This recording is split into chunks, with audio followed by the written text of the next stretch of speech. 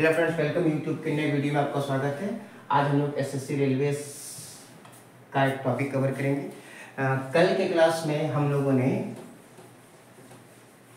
Important acts during British period पढ़ा था, जिसमें रेगुलेटिंग एक्ट, पिट्स का इंडिया एक्ट और जो बिल पास ले गए थे, डुंडास का इंडिया बिल और फॉक्स का इंडिया बिल पढ़ा था, और साथ के साथ 1813 का चार्टर एक्ट पढ़ा था, है ना। और उसी के क्रम में भारत में ईस्ट इंडिया कंपनी के अवधि को बढ़ाने के लिए 1833 का चार्टर एक्ट पास किया गया। तो चार्टर क्या होता है? अधिकार पत्र कि हाँ भाई, तुम और इतने साल और यहाँ पर काम करो, है ना। तो कंपनी के चार्टर को 20-20 वर्षों तक बढ़ाया जाता था। तो 1813, 10-23 और ये फिर 10-33। तो 1833 का जो चार्टर एक्ट है उसको हम लोग कल की क्लास में डिस्कस किए थे कि उसको कहा जाता था सेंट हेलेना एक्ट। और ये जो सेंट हेलेना एक आइलैंड है, काफी छोटा सा आइलैंड है जो कि अटलांटिक ओशन में है। ये आइलैंड इसलिए इम्पोर्टेंट है कि 1815 ईस्वी में जब नेपोलियन वाटरलू का युद्ध हार गया, ये वाटरलू बेल्जियम में है, वाटरलू का युद्ध हार गया, तो अंग्रेजों ने उन्हें सेंट हेलेना में ही कैद करके रखा था, जहां पर 1821 में सम्राट नेपोलियन की मृत्यु हो गई। तो ठीक है, हम लोग अभी 1833 के चार्टर एक्ट के बारे में कुछ इंपॉर्टेंट फैक्ट्स देख लेते हैं और कुछ वैसे चीज जो हमारे नजरों से छूट जाते हैं। तो पहले हम लोग उसको देखते हैं। तो 1833 के चार्टर एक्ट को पहला क्या कहा जाता है? सेंट हेलेना एक्ट कहा जाता है। अब यहाँ पर आप ये ध्यान में रखिए कि चार्टर एक्ट जो लाए जाते थे उनका भारत के समाज के साथ, भारतीयों के साथ कोई लेना देना नहीं था। उसका बेसिक कॉन्सेप्ट था कि ईस्ट इंडिया कंपनी का जो प्रशासनिक अधिकार क्षेत्र है, जो व्यापारिक गतिविधि है ना, उस पर कानून बनाना। और कानून कौन बनाएगा? तो कानून बनाएगी इंग्लैंड की संसद, ठीक है। तो ईस्ट इंडिया कंपनी के रेफरेंस में जो एक्ट आते थे वो चार्टर एक्ट के रूप में हम जानते हैं, ठीक है। तो इस चार्टर एक्ट के द्वारा जो इम्पोर्टेंट परिवर्तन हुए उसको आप ध्यान से देखिएगा। सबसे पहला तो भारतीयों की शिक्षा के लिए ईस्ट इंडिया कंपनी को पर ईयर 1 लाख रुपया खर्च करना था, जिसे बढ़ा करके 10 लाख रुपया कर दिया गया, ठीक है। दूसरा इसमें महत्वपूर्ण परिवर्तन क्या हुआ कि ईस्ट इंडिया कंपनी की जो व्यापारिक गतिविधियां थी वो पूरी तरह से बंद कर दी गई। ईस्ट इंडिया कंपनी अब केवल एक पॉलिटिकल ऑर्गेनाइजेशन रह गई, है ना। अब आपसे एग्जामिनेशन में क्वेश्चन पूछेगा कि किस एक्ट से ईस्ट इंडिया कंपनी का ट्रेड रेवेन्यू, व्यापार राजस्व खत्म कर दिया गया? तो इससे कर दिया गया 1833 के चार्टर एक्ट से उसका ट्रेड रेवेन्यू खत्म कर दिया गया। क्यों? क्योंकि अब वो एक व्यापारिक संस्था ना होकर के पूरी तरह से एक राजनीतिक संस्था बन चुकी थी, ठीक है।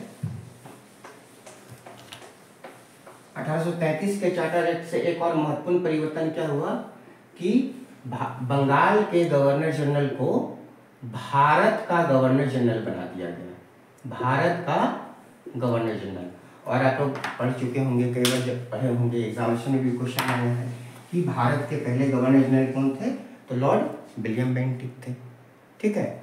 अब इस एक्ट के द्वारा एक और महत्वपूर्ण परिवर्तन क्या किया गया कि गवर्नर जनरल की काउंसिल में 3 सदस्य थे, उसको बढ़ा करके दोबारा से 4 कर दिया गया। हालांकि हम लोग जब काउंसिल वाला टॉपिक देखे थे एक बार लास्ट क्लास में, तो 1774 के रेगुलेटिंग एक्ट से 4 काउंसिल मेंबर थे, लेकिन 1813 के चार्टर एक्ट से इसको 3 कर दिया गया, और फिर दोबारा 1833 के चार्टर एक्ट से इसको बढ़ा करके 4 कर दिया गया। तो इस तरह से चौथा सदस्य जोड़ा गया। अभी चौथा सदस्य कौन था? तो वो नाम बहुत ही ज्यादा इंपॉर्टेंट है। जो चौथे सदस्य थे उनका नाम था Thomas Babington, Thomas Babington Macaulay. इनका जन्म सन 1800 ईस्वी में हुआ था। और थॉमस बैबिंगटन मैकाले जो हैं वो भारत के गवर्नर जनरल के काउंसिल में चौथे सदस्य थे, जिनको कहा जाता था विधि सदस्य, लॉ मेंबर। बहुत ही कॉमन क्वेश्चन आपसे पूछेगा एग्जामिनेशन में कि गवर्नर जनरल की काउंसिल का पहला लॉ मेंबर कौन था, तो थॉमस बैबिंगटन मैकाले थे। और इन्होंने ही भारत की शिक्षा पद्धति में बड़े ही व्यापक परिवर्तन किए। ठीक है, 1833 में ही भारत में पहला लॉ कमीशन बना था और थॉमस बैबिंगटन मैकाले लॉ कमीशन के पहले चेयरमैन थे। ठीक है, तो 1833 के चार्टर एक्ट से और भी कई सारे महत्वपूर्ण बदलाव हुए हैं, लेकिन पहले हम लोग लॉर्ड मैकाले के संबंध में थोड़ा सा देखते हैं, क्योंकि भारतीय शिक्षा पद्धति और लॉर्ड मैकाले का बहुत गहरा संबंध है। ठीक है, भारत में शिक्षा के क्षेत्र में किस तरह से पैसे को खर्च किया जाए, इसको लेकर के विवाद था, है ना। एक वर्ग था जिसको आंग्लवादी कहा जाता था और एक वर्ग था जिसको प्राच्यवादी कहा जाता था। ये चाहते थे कि भारतीयों की शिक्षा अंग्रेजी भाषा में हो, यूरोपियन भाषा में, यूरोपियन तौर तरीके से हो, जबकि प्राच्यवादी कहते थे कि भारत की संस्कृति सभ्यता बहुत ही समृद्ध है और भारतीयों को उन्हीं की भाषा में पढ़ाया जाए। ठीक है, तो इन आंग्लवादियों में और प्राच्यवादियों में काफ़ी ज़्यादा कई वर्षों तक विवाद रहा था। अब आपसे एग्जामिनेशन में आंग्लवादियों का और प्राच्यवादियों का, प्राच्य का मतलब होता है पूर्व, बोलते हैं ना, जैसे देखिए ना मैप में ये 0 डिग्री का लाइन है तो भारत जो है वो पूर्व दिशा में है। तो प्राच्यवादियों में कुछ प्रमुख नाम आता है ना, जिनमें James Sutherland, Henry Prinsep, James Prinsep, ये सारे नाम काफ़ी इम्पोर्टेंट हैं। इसके अलावा जॉन शेक्सपियर, ये भी एक प्राच्यवादी थे, और उसके साथ साथ इलियट मैकनाथन, इलियट मैकनाथन, ये भी प्राच्यवादी थे। ठीक है, जबकि आंग्लवादियों में C B Saunders, J.R. Colvin, C.F. Trevelyan और लॉर्ड मैकाले का नाम प्रमुख है। तो अंतिम रूप से उस वक्त की ब्रिटिश एडमिनिस्ट्रेशन ने ये डिसाइड किया कि भारतीयों की शिक्षा यूरोपियन तौर तरीके से होगी और अंग्रेजी शिक्षा दी जाएगी। लॉर्ड मैकाले हमेशा ये कहा करते थे कि यूरोप की किसी भी लाइब्रेरी में किसी एक सेल्फ में, एक अलमीरा में जो रखा हुआ किताब है वो पूरे भारतीय साहित्य से कहीं बढ़कर है। भारतीय साहित्य को, संस्कृति को वो काफ़ी निम्न दृष्टि से देखते थे, है ना। और लॉर्ड मैकाले का जो वास्तविक कारण क्या था ये शिक्षा पद्धति अपनाने का, तो वो चाहते थे कि हम एक ऐसा वर्ग पैदा करें, एक ऐसा भारतीय वर्ग पैदा करें जो रंग रूप में और देखने में तो भारतीय हो, लेकिन उनकी विचारधारा अंग्रेजों की तरह हो, है ना। वो क्या चाहते थे कि भारत के ऑफिस में काम करने के लिए क्लर्क पैदा किया जाए। क्लर्क, एडमिनिस्ट्रेशन बढ़ रहा था, प्रशासन बढ़ रहा था, तो सरकारी कर्मचारी चाहिए थे, तो इसके लिए भारतीयों को इस लायक बनाना चाहते थे कि वो ऑफिसों में काम कर सके। लॉर्ड मैकाले के संबंध में एक और इम्पोर्टेंट चीज़ पूछा जाता है एग्जामिनेशन में, पहले मैं हिंदी में लिखता हूँ। अधोमुखी निस्यंदन सिद्धांत। Downward filtration theory. ये जो डाउनवर्ड फिल्टरेशन थ्योरी है वो लॉर्ड मैकाले का ही दिया हुआ है।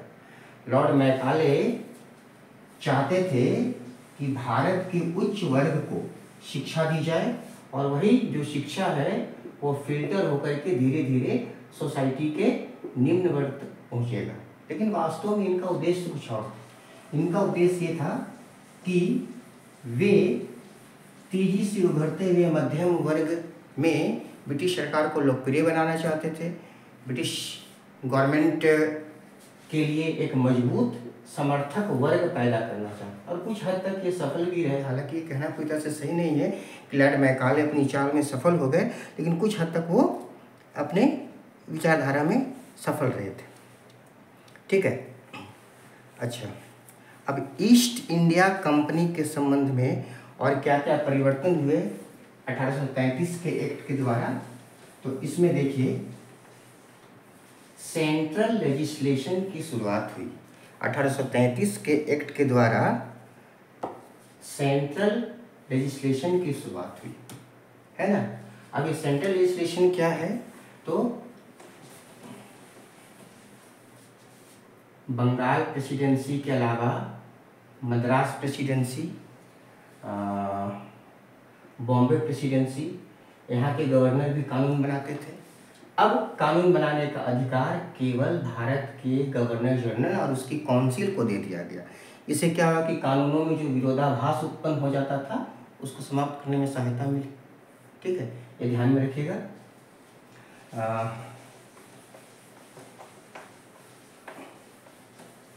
और दूसरा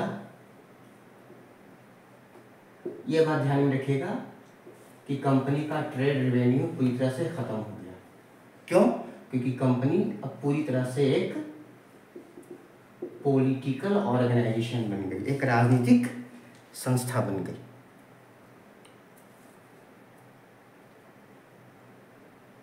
अच्छा, लेकिन 1833 के एक्ट में ये भी कहा गया था कि गवर्नर जनरल की काउंसिल अगर कोई कानून बनाती है तो ब्रिटिश पार्लियामेंट के अप्रूवल के बिना वो कानूनी रूप नहीं ले सकता है। ठीक है, तो 1833 के बाद गवर्नर जनरल की काउंसिल जो भी कानून बनाती थी तो उसका फाइनल अप्रूवल कौन करता था? ब्रिटेन की पार्लियामेंट करती थी। इसी कारण से 1833 के पहले गवर्नर की काउंसिल जो थी वो लोग जो कानून बनाते थे उसको कहा जाता था रेगुलेशन। लेकिन 1833 के बाद जो कानून बनने लगे उनको कहा जाने लगा एक्ट। एक्ट क्यों कहा जाने लगा? क्योंकि वो ब्रिटिश पार्लियामेंट का अप्रूवल भी उसमें शामिल हो गया था, इसलिए वो एक्ट कहा जाने लगा। ठीक है, जैसे मैं रेगुलेशन के संबंध में आपको बता देता हूँ। जैसे देखिए 17वें रेगुलेशन से ब्रिटिश गवर्नर की काउंसिल ने सती प्रथा को समाप्त किया। विलियम बेंटिक जो 1833 के पहले बंगाल के गवर्नर जनरल थे तो उनकी काउंसिल ने 17वां रेगुलेशन पास किया था और 17वें रेगुलेशन के द्वारा बंगाल से सती प्रथा को समाप्त कर दिया गया। तो आपको 17th रेगुलेशन मिलेगा, आप 17th एक्ट नहीं बोल सकते।